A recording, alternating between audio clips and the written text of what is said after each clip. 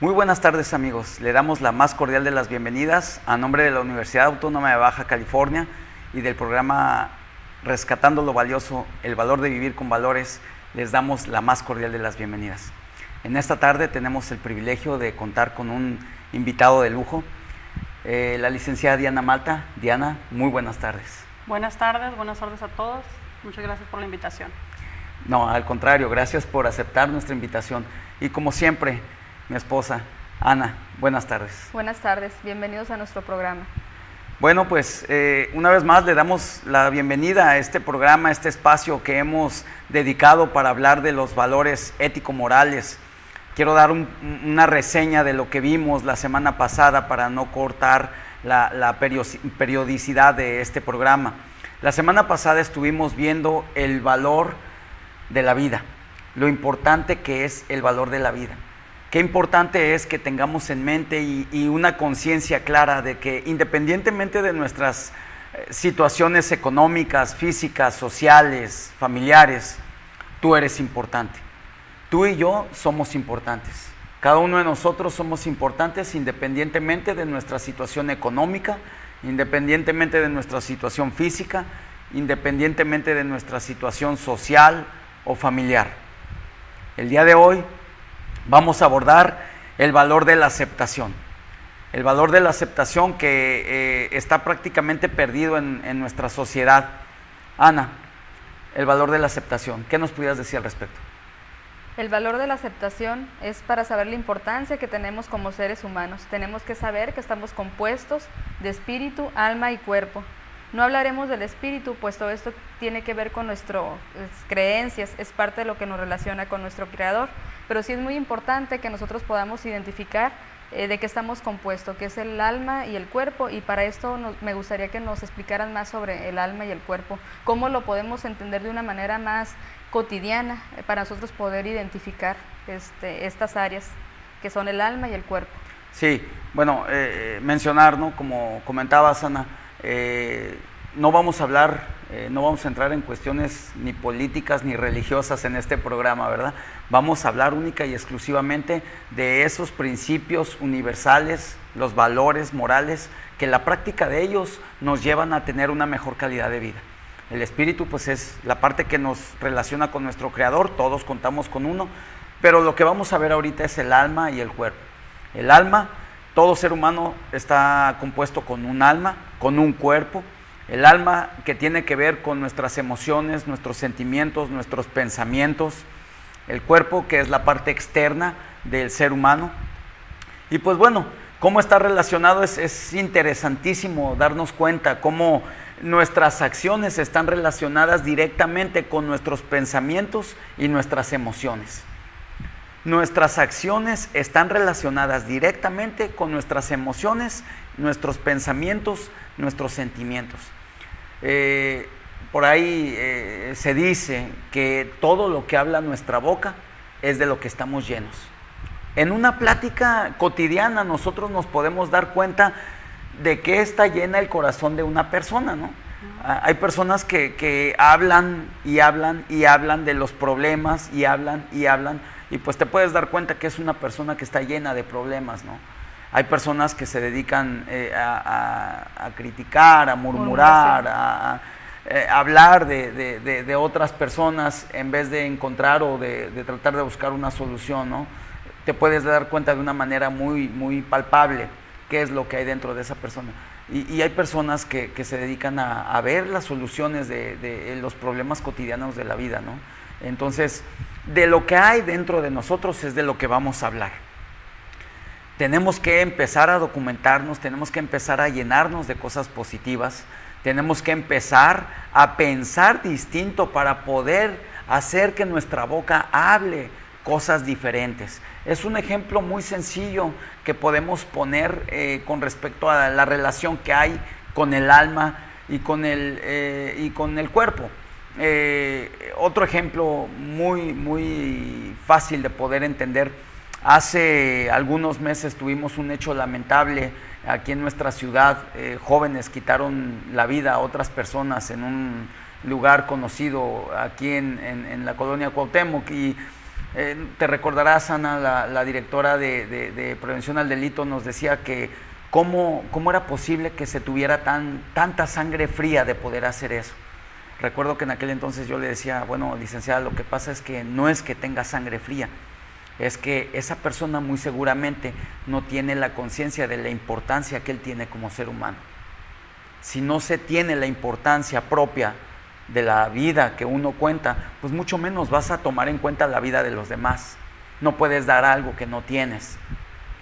Es un ejemplo muy palpable de poder ver cómo un alma lastimada, un alma dañada, va a reaccionar con acciones que lastimen y que dañen. Por eso es bien importante, amigos que nos escuchan, que entendamos que todos contamos con alma y todos contamos con cuerpo. De acuerdo como esté tu alma, es como tu cuerpo va a reaccionar. Si tú tienes un alma lastimada, si contamos con emociones lastimadas, que más adelante la licenciada nos va a hacer el favor de ayudarnos con el tema, vas a reaccionar de una manera que también lastimes a los demás, ¿no?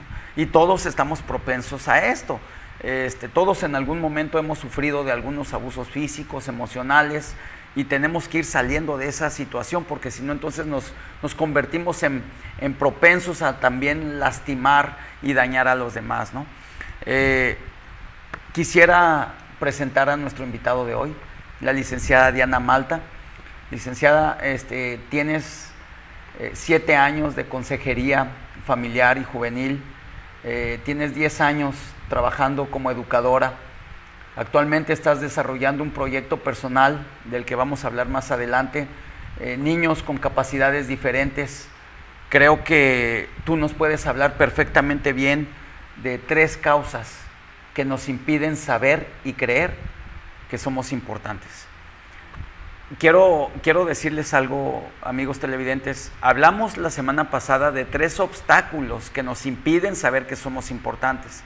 Estos 3 obstáculos se te van a presentar todos los días de tu vida. Todos los días tienes que pararte y vencer el temor. Tienes que pararte y vencer el orgullo. Tienes que pararte y vencer la confusión. Pero estas 3 causas nos impiden saber y creer que somos importantes. Estas 3 causas son la ausencia o falta de amor de nuestros padres, los abusos físicos y los abusos emocionales. En ese orden, licenciada, ¿qué nos pudiera decir al respecto de la ausencia o falta de amor de nuestros padres?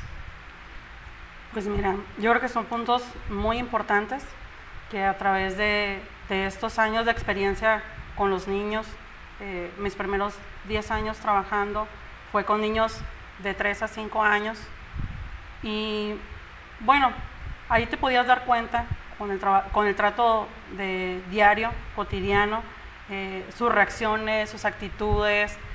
A veces eran niños muy inquietos, niños normales, muy inquietos, traviesos, pero a veces uno como maestro, por la relación que tienes con ellos, te vas dando cuenta que tienen diferentes actitudes, que a veces son más retraídos, cuando es un niño muy alegre, cuando es un niño muy trabajador o muy hablador, pero cuando te das cuenta de eso, entonces uno como maestro que tienes esa relación tan cercana con ellos, bueno, dices, hay un foco rojo, ¿qué está pasando? Porque el niño ya no está teniendo la misma libertad para platicar, para acercarse, para hacer travesuras como cualquier niño normal. Entonces uno como maestra pues siempre tratas de tener esa relación con los padres, y uno es muy observador, empieza uno a ver situaciones que los mismos niños a veces lo externan por su misma necesidad, por su misma manera de ser tan naturales, de expresar lo que ellos piensan, lo que ellos sienten, su necesidad. Y muchas veces nos dábamos cuenta que aunque eran niños con papá y con mamá en casa, parecía que no lo tenían. Pudiéramos decir entonces que la ausencia de los padres se convierte en un problema. Sí, dentro de casa. puede ser un problema, Y no necesariamente la ausencia en cuestión de la separación, de un divorcio, de la separación o la ausencia por el fallecimiento de alguno de los padres, sino la ausencia no física, porque puede estar en casa papá y mamá, pero esa es la ausencia emocional, la ausencia de papá que no está atento, sino nada más se encarga de llevar el alimento o de no tener ese espacio. Un ejemplo de una experiencia que tuve, conocí a una familia, se casaron muy jóvenes, tuvieron 5 hijos, llegaron al punto que no se entendieron, se separaron, ella pelea la custodia de los hijos, se la dan, pero ella cae enferma y pues cede la custodia al padre. El padre se va con sus hijos a la casa de la mamá, de la abuelita, y la situación en todos esos años, porque ahora son ellos, esos 5 niños son unos adolescentes ya, son unos jóvenes, toda la situación que ellos vivieron, porque papá nada más se encargaba de trabajar, llegar a su casa y encerrarse en su mundo, no atendía a sus hijos, la mayor de los 5 se hacía cargo de ellos, era la mamá, pero a los 18 años, ¿qué crees que pasó? Se va con el novio, se casa, tiene un hijo, repite la misma historia, y los demás hijos, los demás hermanos, pasan exactamente lo mismo. Ahorita uno está sufriendo con la depresión, quererse quitar la vida, o sea, realmente afecta tanto el saber que falta papá o que falta mamá, la identidad que tanto necesitamos, que ellos no saben, no tienen una dirección donde ir, a quién seguir, porque no lo tuvieron. Tenían a papá físicamente, mas sin embargo no era un ejemplo a seguir. Y la falta de amor y la falta de estar ahí, de decirte que tú eres importante. Y definitivamente eso se convierte en una causa para que nos impida entender la importancia que tenemos como seres humanos, ¿no? Algo que hemos venido hablando en el transcurso de este tiempo es que independientemente de que papá o mamá esté en casa o no, una vez que tú ya juegas un rol dentro de la sociedad activa, no te tiene que impedir, es decir, lo necesitas, es necesario. ¿Sí? Yo la otra vez lo comentábamos, yo sigo necesitando a mi papá, sigo necesitando a mi mamá, pero eso no me impide entender que yo soy importante. Así es. ¿Verdad? Algo que también quisiera que nos ayudaras a desarrollar, Diana, los abusos físicos. ¿Cómo puede impactar en la vida de un ser humano ser abusado físicamente? Eso tiene una repercusión muy grande. Si se es abusado de niño, eso trae como consecuencia el que el niño se encierre en sí mismo, el que él no sea expresivo, que no hablo de un temperamento definido, ¿no? Definido, sino que ese tipo de experiencias a ellos los cierra emocionalmente, los cierra mentalmente, se cierran como en una concha. Entonces, eso impide que ellos puedan entender que realmente son importantes. Claro. Porque ellos se cierran en el mundo, que ellos tienen la culpa, que a lo mejor ellos lo provocaron, y en la etapa que sea, en la etapa de la niñez, en la etapa de la adolescencia, aún en la etapa de adultos, de nosotros como adultos, sufrir algún abuso físico, eso te cierra a muchas cosas, que no es lo que debemos de tener. Como decías tú bien ahorita, no debe de impedir eso, ni aún eso debe de impedirme a mí saber y creer que soy importante. Mas sin embargo, en su